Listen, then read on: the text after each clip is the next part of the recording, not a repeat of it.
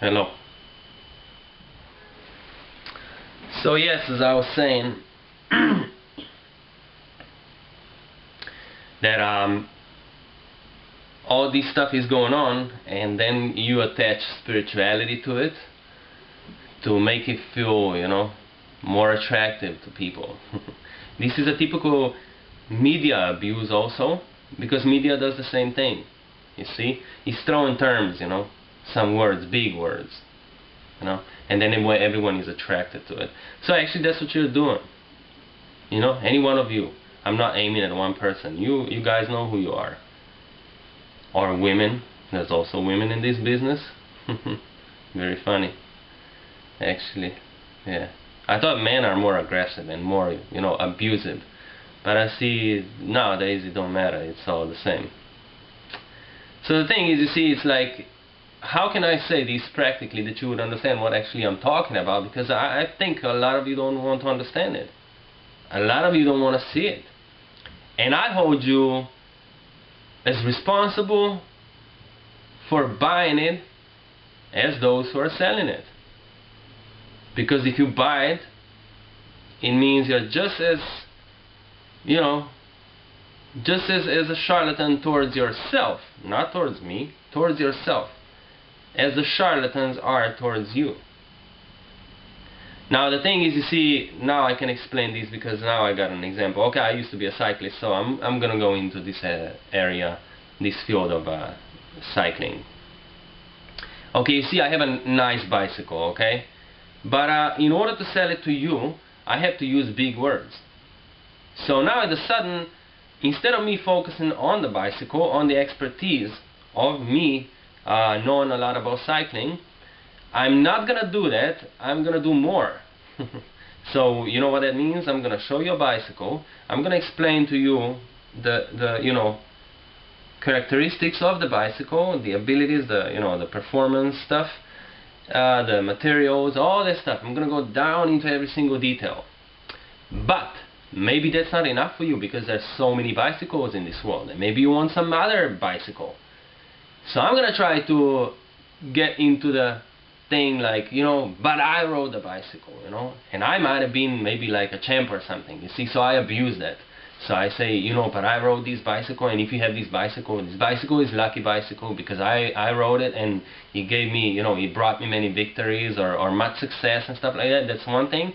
On the other hand, which is more general, I'm gonna go into the area of spirituality, you see, I'm gonna start saying, you see, the body works this and this way. A bicycle is a perfect thing that helps the body do this and this and that and this reaction and this and that reaction, and it's helping the body, and not only the body. You're becoming more conscious because you're more in the nature with a bicycle, because you're on the road, you're outside in fresh air if you're not in the city, and so on and so on and so on, if you know what I'm saying. So I'm going to attach all these big words, which has nothing to do with the material of the bicycle, which has nothing to do with cycling. It has nothing to do with me selling a bicycle. This is the same thing. You see, we have a bunch of people up here claiming all sorts of expertise, skills, and knowledge. But how they are selling it to you, they're selling it to you through the spirituality, through philosophy. That's why I was saying that this is all fake. If you talk about spiritual stuff and you focus on spiritual stuff, you don't need money for it. There's no way you can sell it because you didn't buy it. On the other hand, things that you can buy, things that people write books about and sell it, that's on you. If you make those products, even people who write about spirituality, I'm not sure, if it's still, you have to charge. And you have to cut down the trees. There's a lot of people who fight against the environmental, for environmental issues to be resolved, yet they write books. They print huge amounts of flyers, books. So you see, selling products, recipes, whatever you produce can physically be sold or as an idea.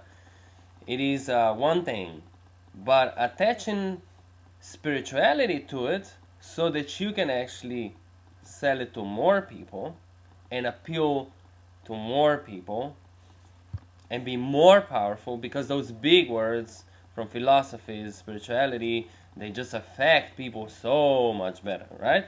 Because people had been taught to believe these dogmas to say that they will save them. And of course, you're abusing this weakness of people, so you're tricking people, just like in churches. They preach about God, they preach about truth, right? They preach about saviors and great prophets. And how do they preach? With nice stories.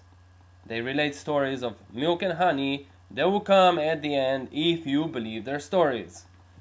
Now you're doing the same thing. I don't see no difference in what you're doing, because it's about promises. Promises, promises, promises will save the world. Really, I would like to see that. So with that being said, you are a trickster.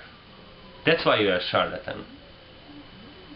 You use tricks to attract people to buy what you call truth. And not only that, but through that truth to buy your products or to buy your knowledge. Yes? Plus products, usually. So you see, that's where also these tricks are also hidden in all religions. It is not enough for them to explain to you how things work or how they might have worked, but they give you nice stories, which are most of them bullshit. A complete bullshit. You understand what that means? I express myself so harshly so that you understand they're complete nonsense. They're not real, they never existed, someone made it up to make it more attractive. So these are all illusions, these are all deceptions, these are not pieces of truth. And because of these tricks, these religious deceptions, we have wars in this world. That's why we cannot be together. That's why we have hatred. That's why we have all this evil. And so, since you belong to the tricksters, if you want war, you will get one.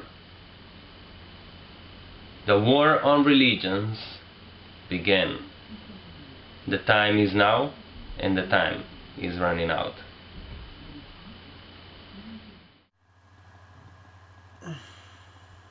Truth doesn't need you, and it doesn't need your products, your promises, and any of those tricks.